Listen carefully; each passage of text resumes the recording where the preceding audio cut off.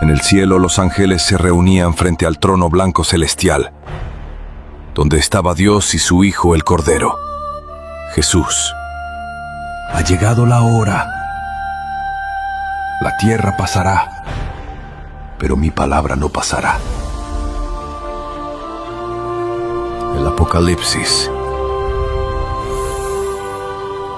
La voz de Dios como una tormenta que se avecina. No era una solicitud, ni un deseo. Era una orden, y esa orden caerá sobre todos como un peso imparable.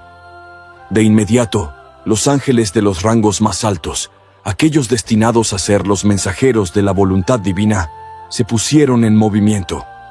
Serafines, querubines y arcángeles, todos ellos se alinearon, sus formas brillando con una luz que era casi cegadora. Gabriel, el ángel de la Anunciación, se adelantó con una solemne reverencia. Su rostro reflejaba el peso de los tiempos. Había sentido las vibraciones de lo que estaba por venir, el dolor de la creación que llegaba a su fin. Aún así, no hubo duda en su mirada cuando se giró hacia el trono. Señor, ¿cómo procederemos? ¿Cuál es el mensaje que debemos llevar a la humanidad? Dios no respondió de inmediato. En su silencio había un propósito, una fuerza que calmaba la inquietud del cónclave. Al fin, con una serenidad que solo él poseía, habló. Mi justicia se ha retrasado por amor, pero el tiempo se ha agotado. La humanidad ha elegido su camino. El juicio será justo, pero sin piedad. Gabriel, tú serás el primero en descender. Lleva la espada de la verdad. Junto a ti, los demás harán lo que se requiere para que la voluntad divina se cumpla. Un estremecimiento recorrió el cónclave. La palabra justicia retumbó en las paredes del cielo, resonando con una fuerza abrumadora. El peso de la decisión se hacía más pesado a medida que el aire celestial se cargaba de presagios. Uriel, el ángel de la sabiduría, alzó la voz en un intento por comprender la magnitud de lo que estaba por suceder. ¿Por qué tan rápido, Señor? ¿Es esta la única oportunidad para la humanidad? ¿No hay más esperanza? Dios miró a Uriel, y en su mirada había una mezcla de compasión y certeza. Todo se ha dado a la humanidad, pero ellos han ignorado mi misericordia. No habrá más tiempo para arrepentimientos. Los cielos están en guerra, y la balanza de la justicia ya se inclina. Mientras los ángeles observaban en silencio, Miguel, el arcángel protector, se adelantó. Su armadura relucía con una fuerza aterradora, y en su mano sostenía una lanza forjada en los confines del cosmos, un símbolo de la fuerza que pronto caería sobre la tierra. «Estamos listos, Señor», dijo con voz profunda. «El destino de los hombres está sellado, y la espada que hemos forjado no fallará». Dios asintió lentamente. «Entonces, vayan mis hijos, que el juicio sea cumplido, que el castigo sea proporcional al pecado, pero que el corazón de aquellos que aún puedan ser salvados sea tocado. La hora del juicio final ha llegado». La tierra tembló en su núcleo, pero no era un temblor ordinario. Era la vibración de algo mucho más grande que el mundo, algo que tocaba los cimientos del alma misma. Los ángeles comenzaron a partir, pero no de forma individual. Gabriel, Miguel, Uriel y los demás tomaron sus posiciones. El aire se partió en el momento exacto en que el juicio comenzaba a descender.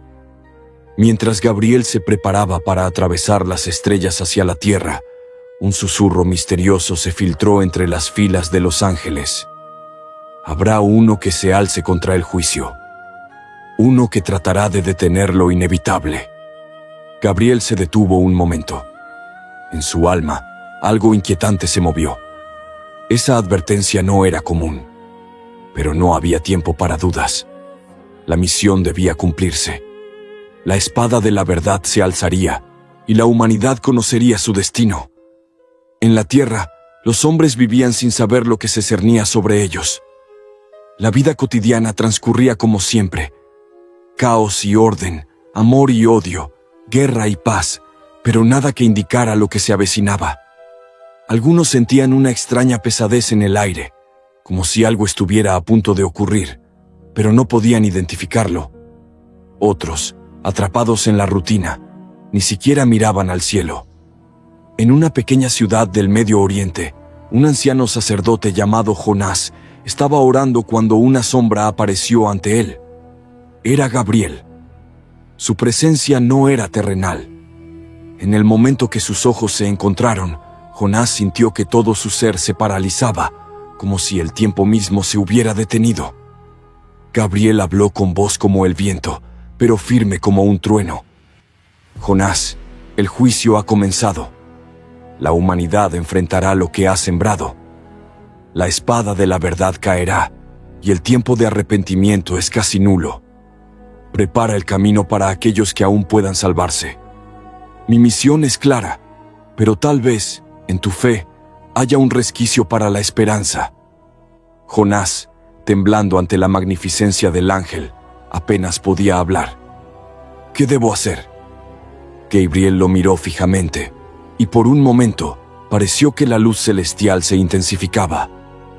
Convoque a los justos, reúne a aquellos que aún tienen corazón limpio. El juicio es inminente, pero en la verdad siempre hay esperanza. El ángel se desvaneció en un destello de luz, dejando a Jonás con la sensación de que el mundo entero había cambiado de manera irreversible. El juicio estaba comenzando. En los cielos, los preparativos continuaban. El ejército de los ángeles estaba listo para descender a la tierra. La espada de la justicia estaba afilada, y las huellas de los ángeles brillaban como estrellas cayendo. El juicio era inevitable, pero en lo profundo del reino celestial, un ángel observaba desde las sombras, esperando. Azazel, el ángel caído, había escuchado el susurro. Sabía que algo más grande que el juicio se estaba gestando. Algo que cambiaría no solo el destino de la humanidad, sino de todo lo que había sido creado. Las trompetas. La calma que precede al juicio no era una calma normal. Era el silencio contenido, el aliento suspendido de un universo que sabía que todo estaba a punto de cambiar.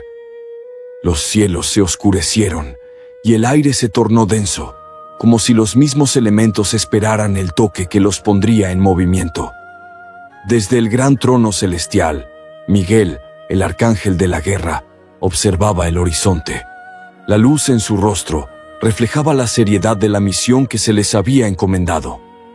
El ejército celestial, compuesto por serafines, querubines y arcángeles, estaba reunido ante él, esperando la orden. Las 7 trompetas, forjadas en la esencia misma del cosmos, brillaban a sus pies. Cada una de ellas era una manifestación de la justicia de Dios, y cada toque, un golpe irrevocable que marcaría el fin de los tiempos. Miguel, el líder indiscutido, alzó la mano, pidiendo silencio. Con una firmeza que dejaba claro que no había lugar para dudas, comenzó a hablar. Las trompetas son la voz de la justicia divina. Cada toque resonará en la tierra y en los cielos, proclamando el juicio final. Hoy comenzamos. El destino de la humanidad se sellará con cada uno de estos sonidos. La multitud de ángeles asintió, sabiendo que su papel era claro. Pero la magnitud del momento les oprimía el corazón. El juicio final, una vez anunciado, era irreversible. No había marcha atrás. Miguel caminó hacia la primera trompeta, que yacía sobre un pedestal dorado. La trompeta, forjada en el corazón de una estrella extinguida, estaba adornada con inscripciones que brillaban con luz propia. Gabriel, el ángel mensajero, se adelantó y la tomó con reverencia, sosteniéndola como si fuera la espada de la verdad misma. La primera trompeta sonará para anunciar el primer juicio, la devastación de la tierra. Con un gesto solemne, Gabriel elevó la trompeta hacia los cielos. El aire a su alrededor comenzó a agitarse, y el primer toque resonó en la vastedad del universo. un sonido grave y profundo que no solo se oyó, sino que se sintió, recorriendo cada rincón del cosmos. En la tierra, el mar comenzó a rugir con furia. Las olas crecieron como monstruos, tragándose las costas y levantándose sobre las ciudades. Los océanos, desbordados por el primer toque, comenzaron a teñirse de sangre. Era la marca del juicio, la devastación de las aguas. Los humanos, atónitos, miraban al cielo, viendo las primeras señales del fin. El primer juicio es sobre la vida acuática, la que ha sido corrompida por la arrogancia humana, pero no es el único castigo que vendrá, dijo Miguel mientras su voz retumbaba por todo el reino celestial. La segunda trompeta fue colocada por Uriel, el ángel de la sabiduría, sobre un altar de cristal. Esta trompeta estaba hecha del mismo material que el sol, resplandeciente y abrasadora. Al tomarla, Uriel la sostuvo con una mezcla de solemnidad y tristeza. La segunda trompeta anunciará la destrucción del cielo. Los astros caerán del firmamento como estrellas fugaces, y la oscuridad se extenderá. Al tocar la trompeta, el sonido fue como el eco de un gran terremoto, profundo y espeluznante. En ese instante, las estrellas comenzaron a desplomarse del cielo como meteoros incendiados. El aire se llenó de un calor abrasador. La luz del sol se oscureció, cubriendo la tierra en una penumbra sobrenatural. Los cielos que antes parecían inquebrantables, ahora se desmoronaban, como si el universo entero estuviera ardiendo. Este es el juicio sobre los cielos, continuó Miguel, su voz firme como una espada. La humanidad ha desafiado los límites de lo divino, y ahora el cielo responderá. Los ángeles guardaron un solemne silencio, sabiendo que no habría más tregua. Miguel caminó hacia la tercera trompeta, la cual descansaba sobre una piedra sagrada. Esta trompeta, forjada en el corazón de un cometa perdido, tenía un brillo verde esmeralda.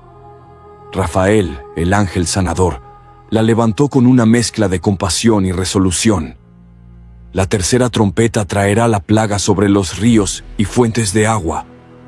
Cuando Rafael sopló la trompeta, el sonido fue limpio, pero tan penetrante como la necesidad de un cambio. En la tierra, las aguas de los ríos y los manantiales se tornaron amargas, como si hubieran sido envenenadas por la maldad humana. Los humanos que intentaban beber de ellas se encontraron con la muerte en cada sorbo.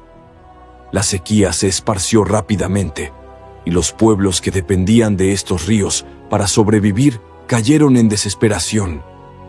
El juicio sobre las aguas es el castigo por el abuso que los hombres hicieron de la creación, dijo Miguel, mientras observaba la tierra desde su lugar en el cielo.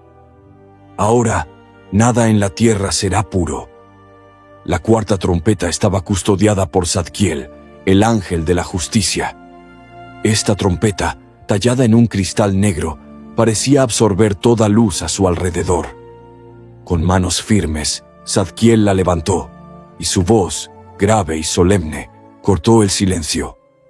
La cuarta trompeta traerá la oscuridad sobre la mitad del mundo. Al soplarla, la luz del día desapareció. El sol fue oscurecido y la luna apenas iluminaba. Una sombra profunda cubrió la tierra, y la humanidad, atrapada en una noche interminable, se sintió vulnerable y desesperada. Nadie podía encontrar su camino, y el miedo se apoderó de todos. El juicio sobre la luz es el castigo por la ceguera espiritual, dijo Miguel, observando la oscuridad crecer. Nadie escapará de la oscuridad, ni en cuerpo ni en alma. La quinta trompeta, un artefacto de oro puro, fue levantada por Jofiel, el ángel de la belleza. Al soplarla, el sonido fue claro, casi como una canción. Sin embargo, esta trompeta no trajo destrucción inmediata, sino algo mucho más aterrador. La quinta trompeta liberará los abismos, y las criaturas del infierno serán soltadas para atormentar a los hombres que han elegido el mal. Un rugido profundo emergió de la tierra, y las puertas del abismo se abrieron. Criaturas infernales, como sombras retorcidas, salieron de las profundidades para sembrar el caos. La humanidad, ya debilitada por los desastres anteriores, se enfrentaba ahora a terrores que jamás había imaginado. El juicio sobre los demonios es el castigo por su rebelión, dijo Miguel, observando con tristeza la desolación que se desataba. Ahora el mal está suelto, y los hombres sufrirán las consecuencias de su propia creación. La sexta trompeta fue la más temida de todas. Esta trompeta estaba hecha del hueso de un ángel caído, y su sonido, cuando fue tocado por Metatrón, el escriba divino, era como el grito de una multitud desesperada. La sexta trompeta llamará a los ejércitos del oriente, dijo Miguel, con una furia contenida. Un ejército inmenso marchará sobre la tierra. La guerra se desatará en cada rincón, y en ese momento las tierras se llenaron de caos. Los hombres lucharon entre sí, y las naciones se destruyeron por completo en una guerra interminable. El conflicto se extendió como un cáncer, y la humanidad se vio consumida por su propia violencia. Finalmente, la séptima trompeta fue colocada en su pedestal. Uriel la levantó, y el sonido que produjo al soplarla fue el más desgarrador de todos. No fue un sonido de destrucción inmediata, sino uno de esperanza y desesperación al mismo tiempo. La séptima trompeta traerá la última revelación y el juicio final, dijo Miguel, su voz resonando como un trueno. Todo será revelado, y el fin será completo. Y entonces, como si el tiempo mismo se hubiera detenido, la humanidad enfrentó su última oportunidad de redención. El cielo, que hasta ese momento había estado reverberando con las trompetas del juicio, se tornó más oscuro, como si la misma luz estuviera siendo absorbida por una fuerza superior. Miguel, el líder de los ángeles, se mantenía firme, observando la tierra a través del velo de la tormenta cósmica. La vibración de las trompetas aún retumbaba en el aire, pero había algo más, algo que se acercaba con una fuerza que desbordaba el alcance de todo lo que había sucedido hasta ahora. La señal final había llegado. En el centro del cielo, como una sombra que se extendía sobre todo lo que existía, aparecieron los 4 caballos del juicio. Al principio, no eran más que puntos de luz, apenas visibles entre las nubes cargadas de ira divina. Pero a medida que avanzaban, los caballos y sus jinetes comenzaron a tomar forma, cada uno con un brillo característico que reflejaba el poder único de su propósito. Miguel observó con una mirada de comprensión, como si ya supiera lo que estaba por venir, lo que estos 4 jinetes representarían en el gran tapiz del juicio final. Sabía que, aunque cada uno de ellos representaba algo distinto, su llegada sería un evento definitivo que marcaría la diferencia entre la salvación y la condena para la humanidad. El primer jinete, el jinete blanco. El primer caballo apareció, blanco como la luz del sol, pero su resplandor era frío, vacío. El jinete sobre él, el jinete blanco, llevaba una corona de oro y sostenía un arco. Su rostro era implacable, lleno de determinación, pero sin misericordia. Con una sola mirada, los hombres y mujeres en la tierra sentirían el peso de su presencia. Este jinete, simbolizando la conquista y el dominio, era el primero en traer la palabra de juicio. El jinete blanco no era un ángel, ni una figura celestial pura, sino un emisario del juicio divino que no temía llevar la destrucción como una espada de justicia. Su arco, al ser tensado, representaba la lucha eterna entre el bien y el mal, entre la humanidad y las fuerzas que la habían corrompido. Al galopar, el caballo blanco no dejaba huella alguna, como si su paso fuera tan rápido y sutil que los hombres ni siquiera tuvieran tiempo de percatarse de su llegada. La humanidad, atrapada en su propio egoísmo y vanidad, sería la primera en sufrir las consecuencias de su ceguera. El jinete blanco avanzó hacia el mundo, y al principio solo causó una guerra. Un conflicto sin fin, un enfrentamiento que parecía no tener origen ni razón. Los hombres comenzaron a luchar entre sí, sin saber por qué. Se levantaron imperios y cayeron, pero al final, el conflicto no cesó. La humanidad había abrazado la conquista de su propio poder sin medida, y ahora, este jinete llevaría a todos a la confrontación con la verdad, sin importar el costo. La conquista comienza con la corrupción del alma, y la humanidad ha olvidado que el poder absoluto lleva consigo la caída, dijo Miguel, mirando la guerra desatada desde el firmamento. El segundo jinete, el jinete rojo. El segundo caballo apareció, rojo como la sangre derramada en la lucha. El jinete que lo montaba, conocido como el jinete rojo, llevaba una espada flameante, y su rostro estaba cubierto por una máscara de fuego. En su presencia, la paz y la armonía eran simples recuerdos distantes. Este jinete venía con la misión de sembrar la guerra y el caos. Con su llegada, las naciones comenzaron a desmoronarse. Los reyes, emperadores y líderes se levantaron para guerrear, impulsados por una violencia que no entendían ni controlaban. Los pueblos fueron arrasados, los campos y las ciudades se convirtieron en cenizas. Cada golpe de la espada del jinete rojo era un símbolo de la destrucción indiscriminada, y el mundo parecía arder con la ira de los hombres. La guerra es el siguiente paso, cuando la humanidad pierde su capacidad de convivir, y este jinete lleva la espada como la prueba de su propio fin, declaró Miguel, su voz resonando por todo el cielo.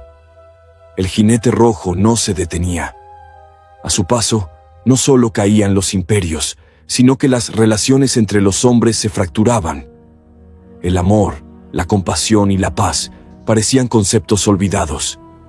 Este jinete representaba el caos absoluto, donde la guerra no solo destruye, sino que consume el alma misma de las naciones.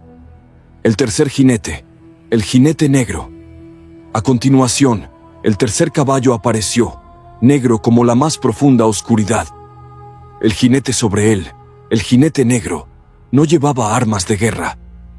En sus manos sostenía una balanza, y sobre su rostro, en lugar de ira, había una expresión de vacío. Este jinete representaba la hambre. El jinete negro avanzó sin prisa, pero su presencia era suficiente para que la humanidad sintiera el hambre devoradora que avanzaba como una plaga.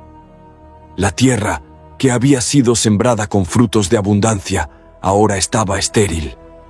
Las cosechas se marchitaron antes de que pudieran ser cosechadas.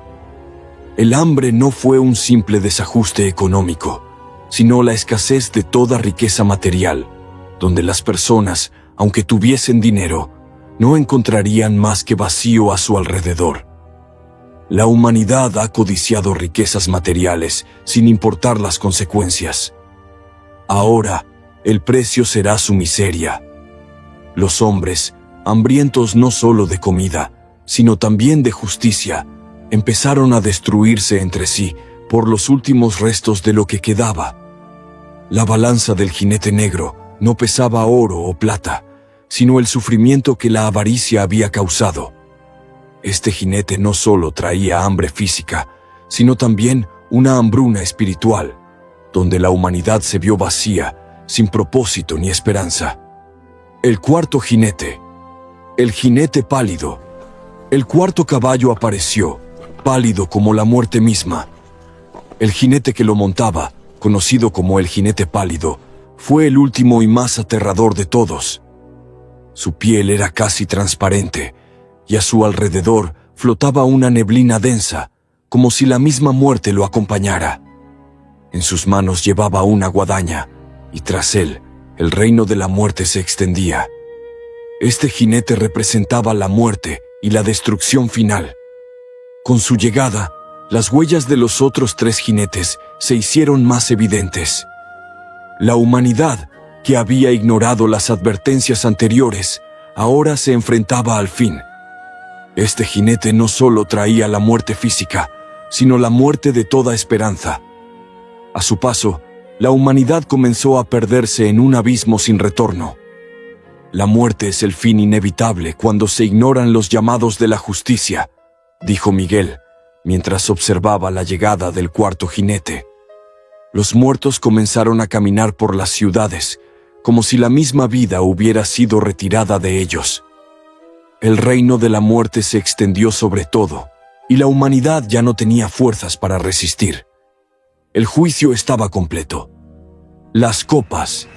El cielo se había oscurecido aún más, como si las sombras mismas del juicio se hubieran extendido a cada rincón del universo.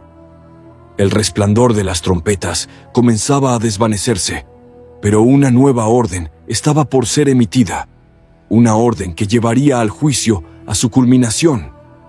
En las alturas, Gabriel, el ángel mensajero y la voz de la justicia divina, estaba preparado para llevar a cabo la tarea final que había sido designada. Las 7 copas de la ira de Dios se encontraban ante él, cada una representando una condena aún más severa que la anterior. El trono celestial, que había sido testigo de tantas pruebas, parecía retumbar con el peso de lo que se avecinaba. Las copas, hechas del mismo material que el universo mismo, resplandecían con un brillo infernal. Cada una de ellas contenía una porción del castigo definitivo que debía caer sobre la humanidad. Pero esta vez, no serían solo los cielos los que se preparaban para la batalla. Los ángeles estaban dispersos por todo el mundo, cumpliendo las órdenes que les habían sido dadas. Gabriel no estaría solo en este momento crucial.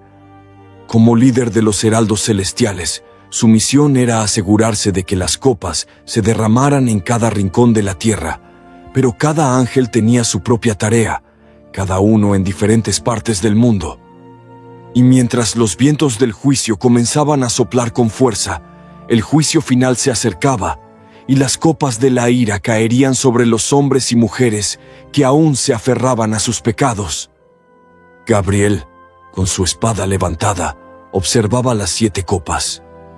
El primer ángel, el que había sido designado para derramar la primera copa, estaba en la lejana Asia, en la región donde las tierras eran fértiles, pero ahora corrompidas por la avaricia. Allí, Serafiel, el ángel del fuego, se preparaba para derramar la primera copa, que contenía úlceras y plagas.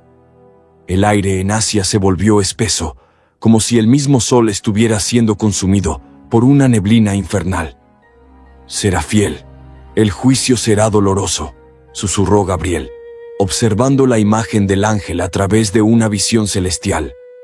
El ángel respondió con una inclinación de su cabeza, sabiendo que su tarea era irreversible.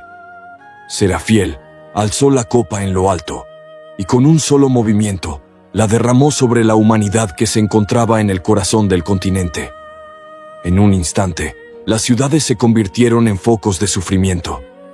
La gente comenzó a caer, con úlceras que se expandían sobre su piel. Los cuerpos se descomponían con rapidez, y las tierras que antes eran prósperas y verdes se convirtieron en cenizas. La avaricia había traído este castigo. La obsesión con el poder y las riquezas había despojado a la humanidad de su humanidad. El hambre, la avaricia y la corrupción traerán su propio fin. A miles de kilómetros de distancia, Uriel, el ángel de la sabiduría, estaba en el corazón de Europa, donde las civilizaciones se habían desarrollado a lo largo de los siglos. En su copa se contenía el mar de sangre. El segundo ángel, que había sido enviado a la tierra, no solo derramaría la ira divina, sino también una guerra interminable. Uriel, observando a la humanidad, comprendió la magnitud del sufrimiento que estaba a punto de comenzar. La copa fue derramada sobre los océanos de Europa, donde las aguas, que antes se consideraban fuentes de vida, se tornaron rojas como la sangre. Los mares se convirtieron en vastos campos de muerte. Las criaturas marinas perecieron, y la gente que dependía de la pesca para sobrevivir se vio condenada. A medida que el agua se elevaba sobre las ciudades costeras, las ruinas se sumergían bajo el peso de la condena. La sangre de los inocentes clama al cielo. Ahora se ha derramado la justicia. En el continente americano, Rafael, el ángel de la sanación, se encontraba entre las tierras del Nuevo Mundo, un lugar donde la humanidad parecía haber olvidado la pureza de los cielos. En su copa, las llamas del sol se alzaban. Con un movimiento lento, Rafael derramó su copa sobre la tierra, y la temperatura del mundo se elevó rápidamente. Las ciudades comenzaron a arder, los campos de cultivo se convirtieron en desiertos abrasados, y los cielos se tornaron de un color naranja infernal. La tierra, ya marcada por la arrogancia de la humanidad, comenzó a arder, consumida por el fuego divino. El fuego de la justicia purifica lo que está corrupto. La humanidad ha quemado su alma, y ahora será purificada con fuego. En el distante África, el ángel Zadkiel, el ángel de la misericordia, estaba encargado de la cuarta copa. Esta copa contenía oscuridad total. Los cielos, que antes eran brillantes y llenos de vida, comenzaron a nublarse. La oscuridad no solo cubrió la tierra, sino que también sumió a las mentes de los hombres en un abismo de desesperación.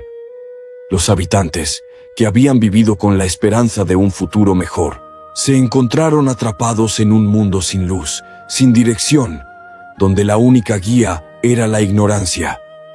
El sol se apagó y las estrellas se extinguieron. Todo fue sumido en la más completa oscuridad, hasta que no hubo esperanza. Este castigo era el resultado de la negligencia espiritual que había prevalecido. La luz de la verdad ha sido rechazada, y ahora la oscuridad reinará. Miquel, el líder del ejército celestial, se encontraba en la región del Medio Oriente, un lugar donde la humanidad había sido testigo de innumerables revelaciones. Sin embargo, la corrupción había penetrado incluso en estos terrenos sagrados. La copa que Micael sostendría contenía granizo y fuego, un castigo final para los hombres que habían profanado lo sagrado. Micael, con una mirada decidida, levantó la copa sobre la humanidad. Al derramarla, el granizo comenzó a caer como piedras de hielo ardiente. Los hombres se cubrían, pero no había refugio. Las ciudades fueron destruidas y los templos caídos, aplastados por el peso del castigo. El granizo no solo destruía, sino que quemaba todo lo que tocaba. El pecado ha ensuciado la pureza de la tierra, y la tierra responderá con fuego y hielo. En Australia, donde los hombres habían cultivado tierras vastas, Jofiel, el ángel de la belleza, derramó la sexta copa. Esta copa contenía una gran sequía. El aire se secó instantáneamente y el agua desapareció. Las plantas se marchitaron, los ríos se secaron y la tierra se agrietó. No quedó ni una sola gota de agua, y los animales que dependían de ella sucumbieron rápidamente. El agua, que da vida, se ha agotado por la codicia de los hombres. Finalmente, en la región de la India, el séptimo ángel, Rafael, levantó la última copa. Esta copa contenía el terremoto final, un cataclismo que destruiría todo lo que quedaba. Al derramarla, la tierra comenzó a temblar. La humanidad, exhausta por los juicios previos, no pudo resistir el temblor. Las montañas se desplomaron, los océanos cambiaron de curso, y todo lo que la humanidad había construido se desmoronó ante el poder de la ira divina. Gabriel, mirando desde su posición, asintió solemnemente. Las copas se han derramado. El juicio está completo. La humanidad ha tenido su oportunidad. Ahora, la justicia se ha cumplido. La batalla final.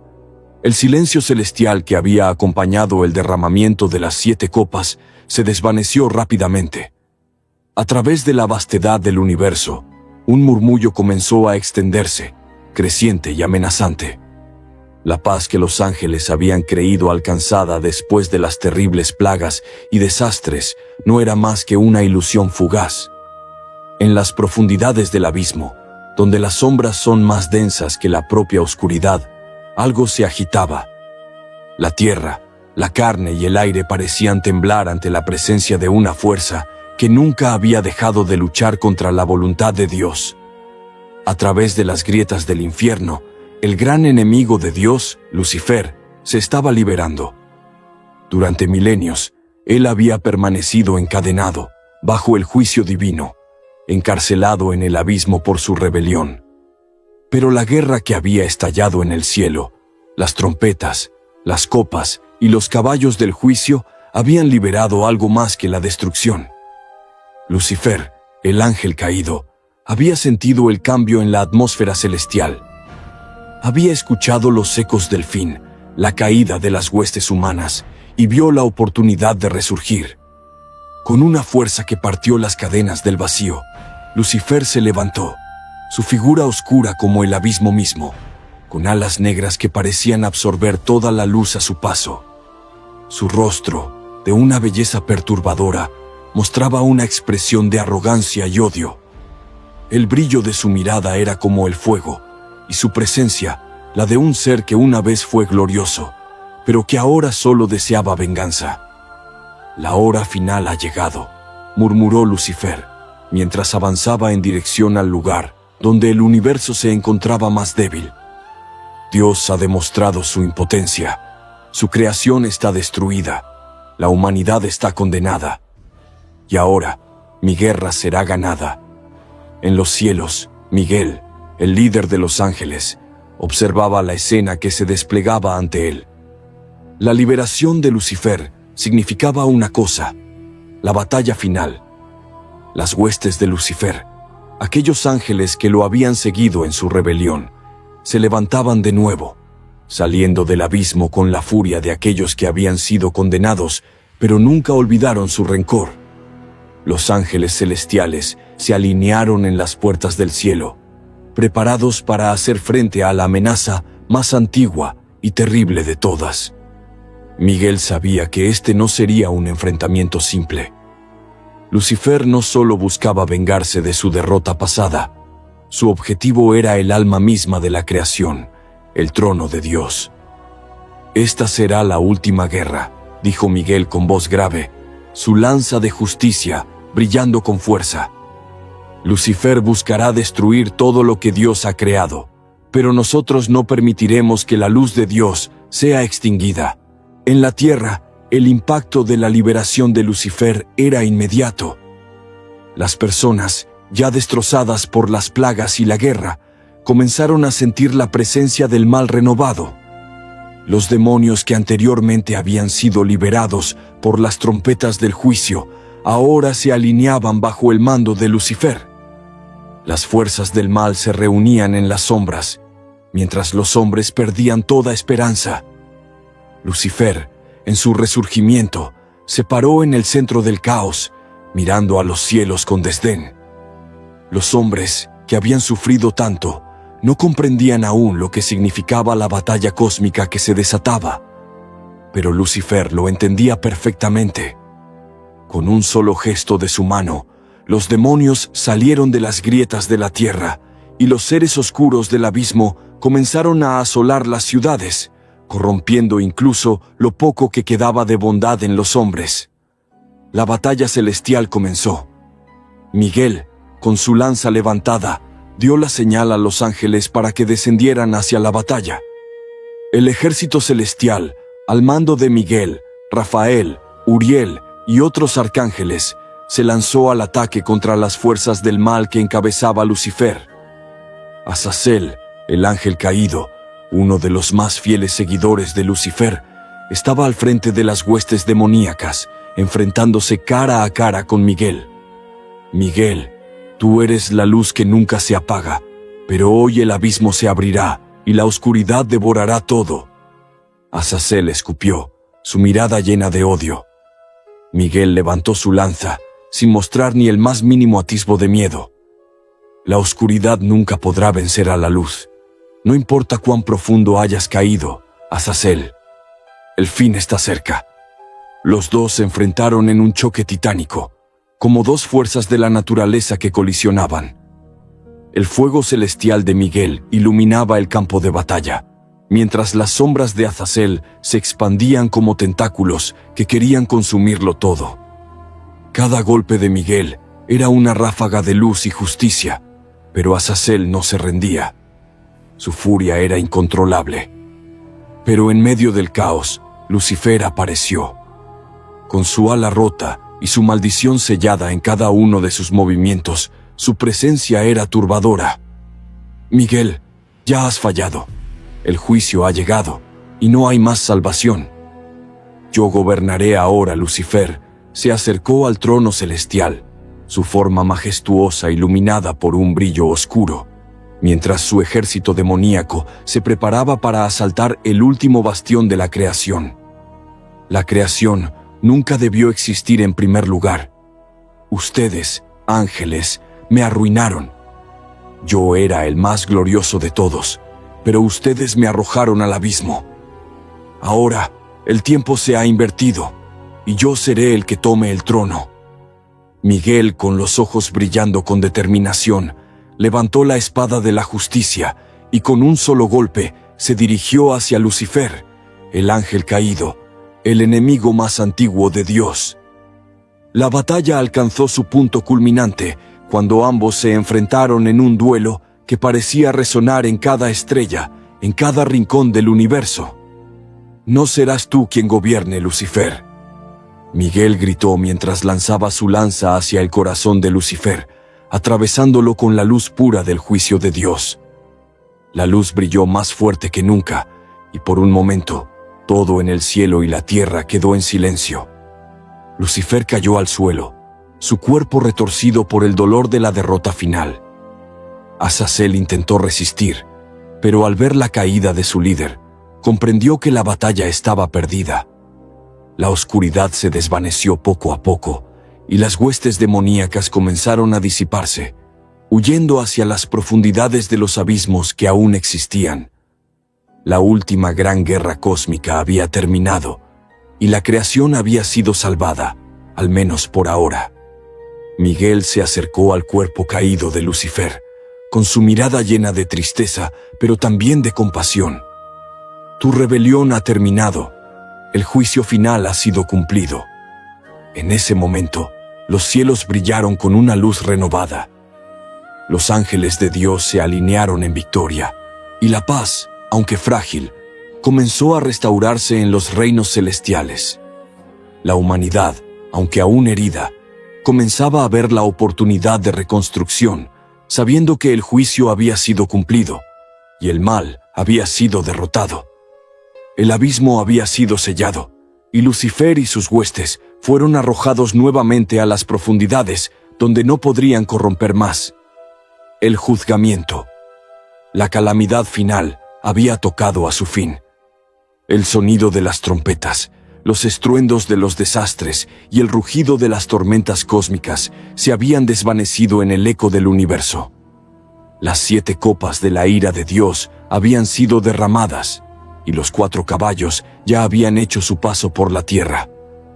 Los juicios se habían cumplido, las plagas habían azotado, las guerras habían arrasado naciones, y los demonios habían caminado entre los hombres.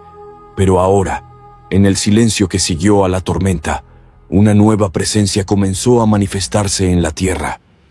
Un destello de luz brilló a través del cielo oscuro, como un faro que atraviesa la noche más profunda. Aquella luz no era la luz de la creación, sino algo más potente, más cercano, más personal. En lo alto, sobre los cielos nublados, las nubes comenzaron a abrirse y en el horizonte, una figura comenzó a emerger. El aire tembló y un gran clamor resonó por todo el universo. Jesús había regresado. En los cielos donde los ángeles de Dios, los mismos que habían librado la última guerra celestial, esperaban ansiosos, se escuchó la voz de Miguel, el líder del ejército celestial. Ha llegado el momento.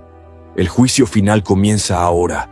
La figura resplandeciente de Jesús apareció, de pie en una nube resplandeciente que descendía del cielo hacia la tierra. Su rostro, ya no el de un humilde carpintero, sino el de un rey eterno, reflejaba toda la gloria del cielo. Su vestimenta era blanca como la nieve, y sus ojos, llenos de fuego, reflejaban el amor y la justicia de su Padre, pero también la ira santa que había venido a impartir. En sus manos, él sostenía una espada, no para atacar, sino para impartir la verdad definitiva sobre cada alma. Con una sola palabra, Jesús habló, y su voz era como el rugir de un océano y la suavidad de una brisa, todo al mismo tiempo. El fin ha llegado, y con ello, el inicio de la restauración de todo lo que fue perdido. La tierra bajo el juicio. En la tierra, las naciones ya devastadas por las calamidades y la maldad comenzaban a temblar ante la llegada del Señor. Los cielos se tornaron rojos, y el sol, antes apagado por la oscuridad del pecado y la guerra, comenzó a arder de nuevo con una intensidad desconocida. Los hombres que aún sobrevivían miraban al cielo con asombro y terror. Sabían que no había más tiempo, que todo lo que había ocurrido hasta ese momento había sido solo el preludio de lo que realmente estaba por suceder. En cada rincón del mundo, desde las ruinas de las ciudades hasta los desiertos vacíos, los hombres sentían la presencia palpable de Jesús descendiendo, como si todo el universo se hubiera detenido para hacerle frente a él. Y entonces, como una ola arrasadora, la luz de su llegada se derramó sobre el planeta. El juicio había comenzado, pero no era un juicio de destrucción, sino de revelación. Jesús había regresado, no solo como el Salvador, sino como el juez justo. El juicio comienza, la separación de los justos y los injustos. Jesús se detuvo en el centro del mundo, en un lugar donde la tierra se abrió como si el mismo suelo fuera una barrera entre los justos y los injustos. De repente, el cielo se oscureció aún más, y la gran multitud de los ángeles celestiales comenzó a rodearlo, cada uno con una espada de fuego, mientras las naciones eran convocadas ante su presencia. La primera separación fue clara. Las naciones del mundo comenzaron a dividirse. A la derecha de Jesús, los justos, aquellos que habían seguido la luz, aquellos que se habían arrepentido y aceptado su gracia. A la izquierda, los que habían rechazado la verdad y vivieron en la oscuridad de su egoísmo. Jesús levantó la mano. Separad a las naciones, como el pastor separa las ovejas de los cabritos. Los justos se agruparon a su derecha. Eran aquellos que, aunque imperfectos, vivieron en fe, en arrepentimiento y en amor verdadero. A su izquierda, los injustos, aquellos que rechazaron la misericordia de Dios, que vivieron para sí mismos, que se apartaron de la verdad por su orgullo. Jesús, mirando a los justos, dijo: «Venid, benditos de mi Padre, heredad el reino preparado para vosotros desde la fundación del mundo». Las puertas del cielo se abrieron, y un resplandor glorioso iluminó a aquellos que pasaron la prueba del juicio. Su entrada no era solo una recompensa, sino una reconciliación eterna con el Creador. Cada uno de ellos, al entrar, vio cómo su vida se revelaba. Cada acto de amor, cada sacrificio, cada oración. Y cada uno de ellos supo que habían sido redimidos no por sus propios méritos, sino por la gracia de Dios. Pero los que estaban a la izquierda, los injustos, comenzaron a temblar ante la presencia de Jesús. Su mirada era la de un juez que no venía a vengarse, sino a revelar la verdad definitiva sobre sus vidas. «Apartaos de mí, malditos, al fuego eterno preparado para el diablo y sus ángeles». El juicio no era un acto de ira ciega, sino de justicia perfecta. No se les condenaba por el pecado solo, sino por la decisión consciente de rechazar el amor de Dios. La justicia fue justa, no por la perfección de los hombres, sino por su disposición a abrazar la misericordia divina. La nueva tierra y los nuevos cielos. Con la separación completada, Jesús miró al mundo, no con ira, sino con tristeza y esperanza. La humanidad que había sido redimida comenzaría de nuevo, mientras que el mal y la oscuridad serían borrados para siempre. He aquí, yo hago nuevas todas las cosas. El fin no es un castigo, sino el principio de una creación renovada. Yo hago nuevos los cielos y la tierra, donde habitará la paz, donde no habrá más llanto ni sufrimiento, ni muerte, ni pecado. En ese momento, una nueva Jerusalén, gloriosa y resplandeciente, descendió del cielo. Una ciudad donde Dios viviría con su pueblo, donde el amor reinaría por siempre, donde la luz de Dios iluminaría cada rincón, y donde el dolor y el sufrimiento serían borrados para siempre. El concepto del fin de los tiempos ha sido un tema central en las tradiciones religiosas, filosóficas y culturales a lo largo de la historia. En la Biblia, particularmente en el Apocalipsis, se describe un escenario apoteósico, un clímax que involucra la revelación de la verdad divina, el juicio final de la humanidad y la renovación del mundo. Este evento es una de las realidades más solemnes y aterradoras para los creyentes, pues nos recuerda que el mundo tal como lo conocemos llegará a su fin, pero también abre la puerta a una nueva creación, llena de esperanza y gloria eterna. El fin de los tiempos, según la visión cristiana, no se trata solo de un colapso físico del mundo. Va más allá de lo que los ojos pueden ver y las mentes humanas pueden comprender. Habla de la ruptura total entre lo temporal y lo eterno, lo finito y lo infinito. En los últimos días, Dios se manifestará de manera definitiva y la humanidad enfrentará el juicio de su vida, sus decisiones, sus creencias y su relación con Él. Es un momento de revelación, cuando todas las mentiras serán expuestas y la verdad divina prevalecerá. Jesús vino una vez para redimir al mundo, para mostrar el camino de la verdad y la vida. Pero su segunda venida será una manifestación de juicio y justicia, donde se revelará quiénes han sido fieles a su llamado y quiénes han seguido sus propios caminos, alejados de la luz divina. Este juicio no será solo un acto de castigo, sino una revelación profunda de la verdad eterna de cada alma. Las calamidades descritas en las Escrituras, como las trompetas, las plagas, el desbordamiento de los mares y los cielos cayendo, no son simplemente eventos simbólicos, sino advertencias de que el mundo ha alcanzado su punto de infidelidad. La creación misma gime bajo el peso del pecado de la humanidad, esperando la redención final. La nueva creación que se nos promete es la restauración de lo que fue perdido, una restauración que solo Dios puede realizar. El fin de los tiempos será un evento formidable, un acontecimiento que supera nuestras capacidades humanas para comprender su magnitud.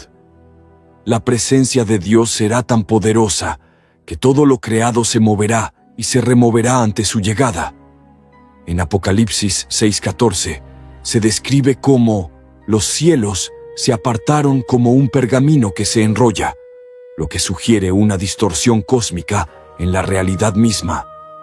No es solo la Tierra la que se tambaleará, sino que la misma estructura del universo será puesta a prueba. La gran batalla entre el bien y el mal, la última confrontación, se librará no solo en el mundo físico, sino en el mundo espiritual. Los que sigan a Cristo serán provocados, perseguidos y purificados, mientras que los que han seguido a las falsas promesas del mundo enfrentarán la desesperación de ver la verdadera gloria de Dios que no han querido abrazar. En ese momento de intensa fuerza cósmica, cuando todo se desmorone y el juicio final se despliegue, será demasiado tarde para cambiar de rumbo. Nadie podrá escapar del juicio. El tiempo para la decisión habrá pasado.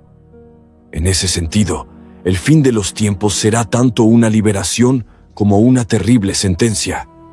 Si hay algo claro en las Escrituras, es que el fin de los tiempos no es una sorpresa para los creyentes, sino un evento al cual debemos prepararnos con fe y obediencia. Jesús, en sus enseñanzas, nos advirtió repetidamente sobre estar preparados, no solo en el sentido material, sino especialmente en el sentido espiritual. A lo largo de los evangelios, nos dice que vigilamos, estemos alertas y que no nos dejemos llevar por las preocupaciones del mundo. La preparación espiritual es fundamental. No podemos esperar que el momento final nos sorprenda sin estar listos para enfrentarlo con la certeza de que hemos vivido conforme a los principios del reino de Dios. El Apocalipsis, aunque dramático, no es solo un evento de destrucción, sino también de restauración. Para los justos, la llegada de Jesucristo será un momento de redención, una recompensa por la fidelidad. Pero para aquellos que no han vivido en su luz, el juicio será irreversible. Mantener una relación cercana con Dios. Jesús nos invita a orar sin cesar, a ser como las vírgenes prudentes que tenían sus lámparas encendidas cuando el novio vino. La oración constante es la clave para mantenernos conectados con Dios y preparados para su venida. La relación personal con Él debe ser el fundamento de nuestra vida cotidiana. Arrepentimiento sincero. No debemos esperar a que el fin se acerque para arrepentirnos de nuestros pecados. El arrepentimiento debe ser una práctica diaria. Jesús mismo dijo: «Arrepentíos, porque el reino de los cielos se ha acercado». El arrepentimiento es el primer paso hacia la reconciliación con Dios y hacia una vida de pureza interior. Vivir según la palabra de Dios. La obediencia a los mandamientos de Dios es crucial en este tiempo. No basta con conocer las Escrituras, debemos vivirlas y practicarlas. Jesús dijo que aquellos que escuchan su palabra y la hacen son los que serán sabios y edificados sobre la roca sólida. La práctica de los principios divinos en nuestras vidas diarias nos prepara para los tiempos difíciles. Ser testigos del amor de Cristo. En un mundo lleno de oscuridad y desesperación, los cristianos están llamados a ser luz en medio de la oscuridad. Es nuestra tarea llevar la esperanza de la salvación a aquellos que aún no conocen a Cristo. La evangelización es parte integral de nuestra preparación, pues el fin de los tiempos es también una oportunidad para extender la misericordia de Dios a otros. Permanecer firmes en la fe, incluso en la persecución. Jesús nos advirtió que seríamos perseguidos por su causa, y ser testigos de Él en un mundo hostil será uno de los mayores desafíos de los últimos tiempos. La fe inquebrantable será nuestra arma más poderosa frente a la adversidad. Como el apóstol Pablo dijo: «Nada nos separará del amor de Dios, ni la muerte, ni la vida». Esta es la mentalidad que debemos tener: seguir a Cristo, pase lo que pase. Prepararnos para la restauración final. Aunque el juicio será doloroso para muchos, debemos tener presente que el fin de los tiempos también traerá una nueva creación. Jesús, al final, vendrá para restaurar todo lo que fue destruido, para vivir con nosotros en un reino eterno, donde no habrá más muerte, ni llanto, ni dolor. La esperanza de esa restauración debe ser nuestra fuerza en los momentos más oscuros. El fin de los tiempos es una realidad inminente que no debe aterrarnos, sino despertarnos a la urgencia de estar preparados espiritualmente. Jesús nos invita a estar listos, a mantenernos vigilantes, sabiendo que en su regreso hay esperanza para los justos y redención para los arrepentidos. Que no seamos como los que se han quedado dormidos, sino que sigamos siendo fieles testigos de su amor, aguardando con fe el día de su venida. Y cuando ese día llegue, estaremos preparados no por nuestra propia fuerza, sino por la gracia de Dios que nos sostiene. El fin de los tiempos será el comienzo de la eternidad, un comienzo donde, finalmente, viviremos en la paz y gloria de su presencia. En algún momento, todos nos hemos preguntado: ¿cómo será el final de los tiempos? Las Escrituras nos hablan de un evento grandioso, la venida de Dios. No será un evento cualquiera. Será la culminación de la historia de la humanidad, el momento en el que todo lo que hemos vivido tendrá su propósito final. Pero, ¿cómo debemos prepararnos? Muchos piensan que estar listos es solo cuestión de esperar, pero la verdadera preparación está en nuestro corazón. Jesús nos invita a vivir con esperanza, con amor y con fe cada día. Nos llama a estar vigilantes, a ser luz en la oscuridad, a amar al prójimo como Él nos amó. La verdadera preparación no está en prever lo desconocido, sino en vivir el ahora con la seguridad de que cada acción tiene un propósito eterno. Así que, en vez de temer el final, tomemos cada día como una oportunidad de acercarnos más a Dios, de vivir como Él quiere que vivamos, con un corazón lleno de paz y de esperanza. Recordemos que, al final, lo único que importa es nuestra relación con Él y el amor que hemos compartido. Si este video te ha tocado, dale like, comparte tus pensamientos en los comentarios y cuéntanos desde dónde nos estás viendo. Que Dios te bendiga.